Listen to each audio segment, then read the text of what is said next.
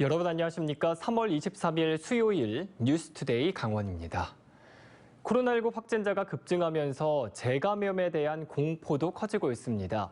코로나19에 감염되면 슈퍼 면역을 갖게 된다고 생각했는데 이 재감염에 된 사례가 강원도에서도 27건이나 나왔습니다. 강화길 기자가 보도합니다. 춘천에 사는 50대 회사원 김모 씨. 그제 코로나19 확진 판정을 받았습니다. 그런데 김 씨는 지난해 6월 말에도 코로나19에 감염됐습니다. 백신을 3차까지 맞은 김 씨는 자신이 코로나19에 2번씩이나 감염될지는 꿈에도 몰랐습니다. 면역이 어느 정도 유지될 거라고 기대했었지 이렇게 재감염될 줄은 몰랐어요. 김 씨처럼 코로나19 재감염 사례가 올해 들어 크게 늘어나고 있습니다. 강원도는 그제까지 코로나19 재감염 추정 사례는 23명이라고 밝혔습니다. 중앙방역대책본부는 최초 확진일 90일 이후 PCR 검사에서 양성이 확인되면 재감염 추정 사례로 분류합니다. 또 최초 확진일로부터 45일에서 89일 뒤 PCR 검사 결과가 양성이면서 증상이 있거나 확진자와 접촉하거나 해외 여행력이 있는 경우에도 재감염 추정 사례로 보고 있습니다. 재감염으로 추정된 27명을 발생 시기에 따라 분석한 결과 델타 변이 유행 이전인 지난 2020년에는 한 명도 없다가 델타 변이가 우세종이던 지난해에 4명, 오미크론 변이가 우세종이 된 올해 들어서는 23명으로 급격히 늘었습니다. 하지만 재감염 비율이 최대 10%에 이르는 유럽에 비해 전체 확진자에서 재감염 비율은 아직 미미합니다. 게다가 재감염 시 증상은 한 차례 감염으로 면역이 생긴 만큼 경증이나 무증상으로 지나갈 가능성도 높습니다. 지난번 걸렸을 때는 많이 심했던 것 같고요. 이번에는 그때에 비하면 뭐 증상이 없는 건 아니지만 비교적 덜한 것 같아요. 코로나19는 그동안 평균 6개월 단위로 변이 바이러스가 새로 발생했습니다. 따라서 새 변이가 나올 경우 다시 감염될 위험이 상존하는 만큼 코로나에 한 번 걸리면 슈퍼 면역을 갖게 된다는 믿음을 버리고 경각심을 낮춰서는 안 된다고 전문가들은 경고합니다. MBC 뉴스 강화길입니다. 원주 횡성의 식수원인 횡성댐에 민물 가마우지 떼가 서식하고 있는 것으로 확인됐습니다. 개체수가 늘어나면서 서식지 주변의 나무들이 고사하고 물고기까지 닥치는 대로 잡아먹으면서 주민들이 골머리를 앓고 있습니다. 윤하은 기자가 취재했습니다. 횡성군 갑천면 횡성댐 일대. 검은색 민물 가마우지 무리가 나무에 둥지를 틀고 앉아 있습니다. 배를 타고 다가가자 수십 마리가 일제히 날아오릅니다. 이곳에 민물 가마우지 서식이 확인된 건 지난 2018년부터입니다. 이전에는 10여 마리가 살았지만 지금은 10배 이상 늘었습니다. 서식지 일대는 황폐화되다시피 했습니다. 분변에 뒤덮여 하얗게 말라 죽은 나무를 쉽게 찾아볼 수 있습니다. 경관을 해치기는 하지만 일단 원주 횡성 주민에게 식수를 공급하는 횡성댐 수질에 미치는 악영향은 거의 없는 것으로 수자원공사는 보고 있습니다. 문제는 어족자원 피해가 만만치 않다는 겁니다. 민물 가마우지는 물속 2m까지 잠수해 어종을 구분하지 않고 하루에 700g가량을 먹어치우는 것으로 알려졌습니다. 고기를 엄청 많이 잡아먹어가지고 지금 많이 그냥 어족자원이 많이 지금 없어졌다고 보죠 지금.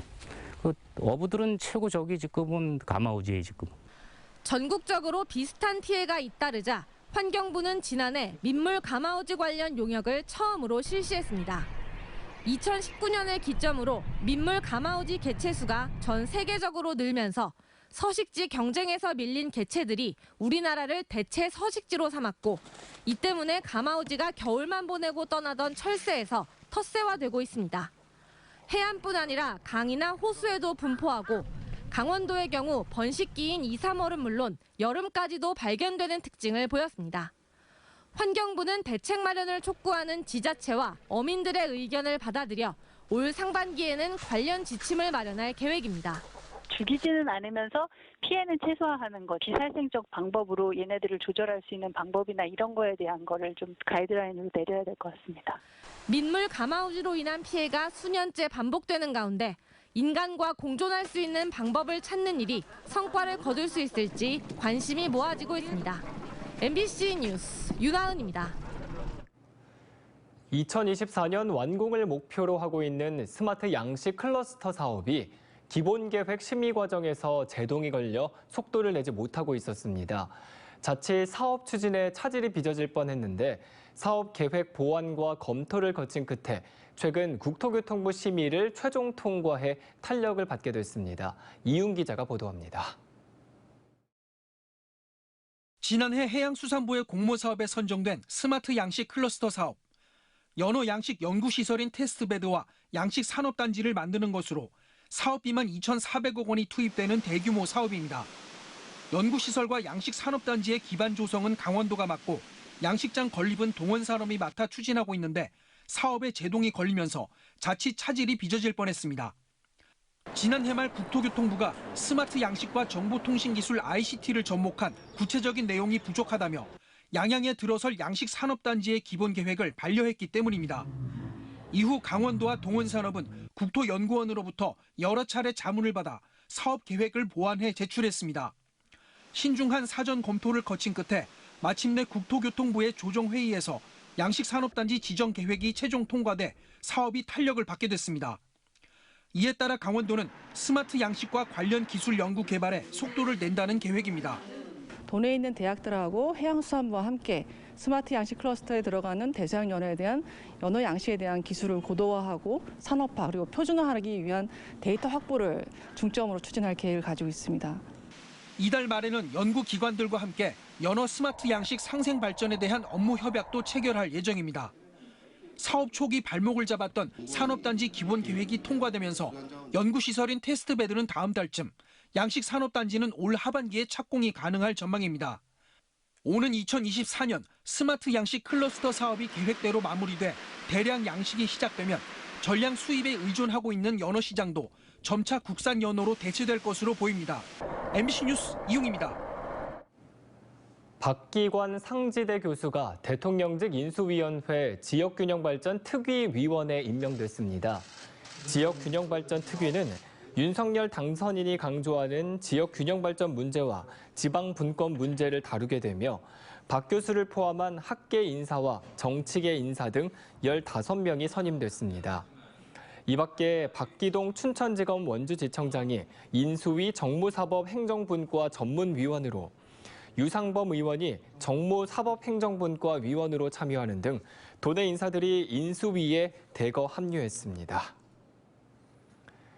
춘천시장 출마를 선언한 국민의힘 소속 이상민 춘천시 의원이 수륙 양용 비행기 도입 등 춘천의 관광 활성화 공약을 발표했습니다. 이 의원은 새로운 관광 자원을 개발해야 한다며 서울 잠실에서 이륙해 30분 만에 춘천 의암호에 착륙하는 관광용 수륙 양용 비용기 도입을 약속했습니다. 또 옛 캠프 페이지에 런던 아이와 에어로바와 같은 관광시설을 조성하고 공지천 포장마차를 부활시켜 상경기 활성화도 이루겠다고 밝혔습니다. 현재 선관위에 등록된 춘천시장 예비후보는 더불어민주당 소속이 3명, 국민의힘 후보는 6명에 이르고 있습니다. 더불어민주당 소속 김규호 강원도 의원이 양구군수 선거 불출마를 선언했습니다. 김 의원은 입장문을 통해 조인묵 양구군수로의 후보 단일화와 지지를 결단했다며 지방선거 승리를 위한 결정을 국민들이 헤아려 달라고 밝혔습니다. 이와 함께 강원도 의원 재선을 통해 지역 발전에 기여하겠다고 덧붙였습니다. 현재 선관위에 등록된 양구군수 선거 예비 후보자는 국민의힘 소속이 3명, 무소속이 1명입니다. 강원도가 삼척을 비롯한 강릉, 동해, 영월 등을 휩쓴 산불로 막대한 피해를 입은 지역을 돕기 위해 대대적인 착한 여행 캠페인을 벌입니다. 우선 오는 31일 서울 고속버스 터미널에서 고 이스트 캠페인을 벌입니다. 또 국내외 전담 여행사와 연계해 산불 피해 지역 맞춤형 관광 상품을 개발하고 홍보를 통해 관광객을 유치합니다. 아울러 국내 유명 여행 플랫폼인 야놀자와 함께 산불 피해 지역 숙박 시 할인 쿠폰을 제공하고 묘목 한 그루를 기증하는 착한 여행 프로젝트도 진행할 예정입니다. 강원도가 도내 산불 피해 지역에 드론 위성 영상을 활용한 신속 복구 지원을 추진합니다. 강원도는 국토교통부, 한국국토정보공사와 협업해 강릉, 동해, 삼척, 영월까지 4개 지역에서 산불 피해를 입은 주택지를 중심으로 드론 촬영을 실시합니다. 광범위한 임야 지역은 위성 영상을 활용해 피해 면적과 소유자 현황 등의 자료를 구축해 시군에 제공하고 신속한 산림 복구 계획을 지원한다는 방침입니다.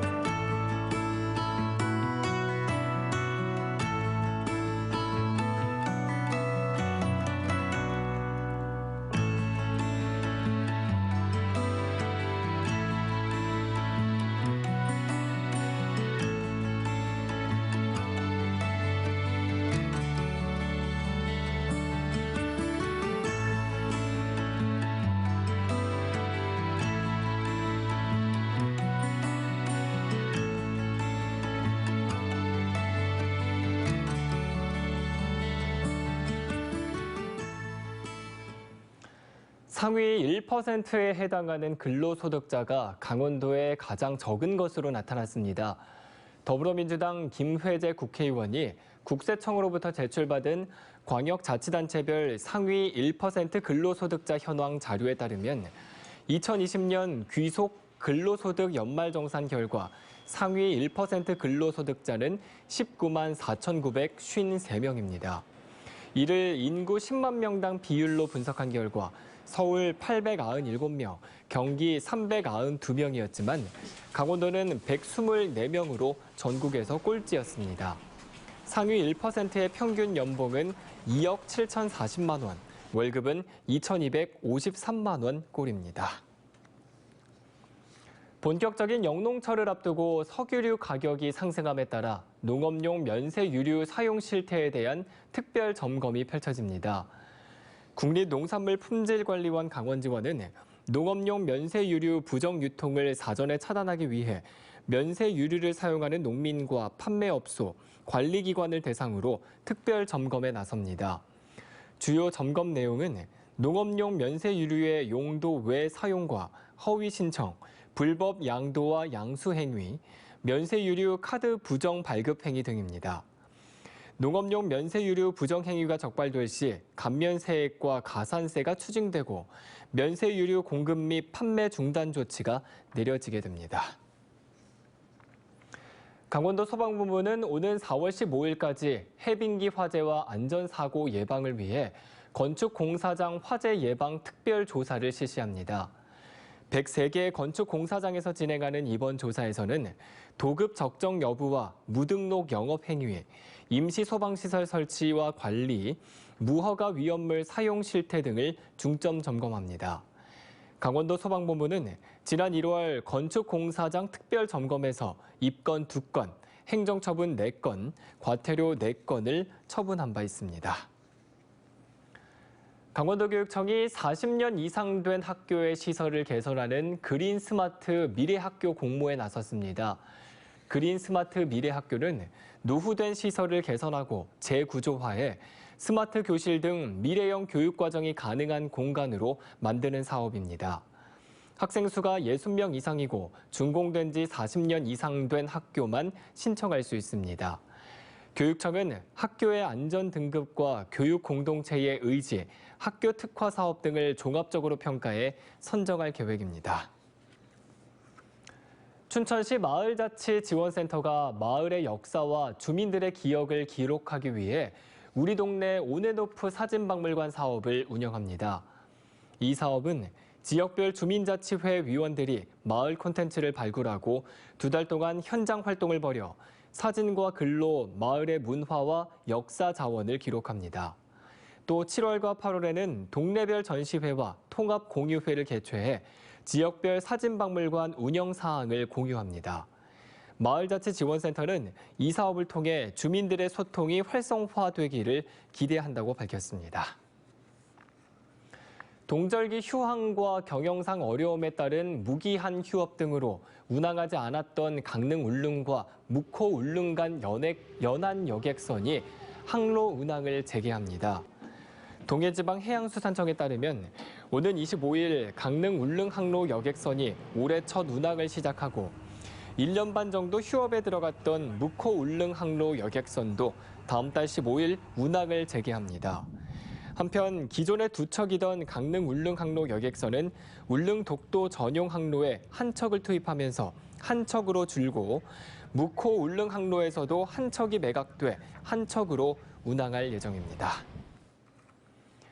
제57회 강원도민 체육대회 겸 제103회 전국체육대회 도대표 선발대회가 오는 6월 10일부터 고성군을 중심으로 분산 개최됩니다. 이번 대회는 41개 종목에 만여 명의 시군 대표 선수들이 참가해 시군 대항전으로 치러지며 주 개최지 고성군에서 육상, 농구, 배구 등 28종목이 열리고 수영, 산악, 카누 등 13종목은 전용 경기장이 있는 춘천, 강릉, 속초, 양양 등에서 분산 개최됩니다. 강원도 체육회는 고성군 문화복지센터에서 시군, 회원 종목단체 관계자들과 회의를 열고 숙박 대책을 포함한 준비 상황과 대회 개최 계획, 운영 전반을 논의했습니다. 홍천군이 해빙기에 일어날 수 있는 낙석과 붕괴 사고를 막기 위해 안전관리 대책을 추진합니다. 홍천군은 다음 달 15일까지 도로 71곳과 공단과 공원 9개소, 급경사지 103곳을 찾아 균열과 치마 등을 살피고 낙석과 붕괴 가능성을 집중 점검합니다. 점검의 내실화를 위해 급경사지 안전점검자 실명제를 실시하고 점검 결과는 홈페이지를 통해 공개할 예정입니다. 영월군은 어제 주천면에 기분 좋은 빨래방을 열고 본격적인 운영에 들어갔습니다. 기분 좋은 빨래방은 155제곱미터 규모의 옛 주천 보건소를 리모델링했으며 대형 세탁기와 건조기 등을 갖춘 세탁실과 휴게실, 사무실과 탈의실로 꾸며졌습니다. 강원랜드에서 사업비를 지원했고 관리 인력 2명과 노인 일자리 사업으로 30명을 모집해 운영을 시작했습니다. 이상으로 뉴스투데이 강원을 마칩니다. 고맙습니다.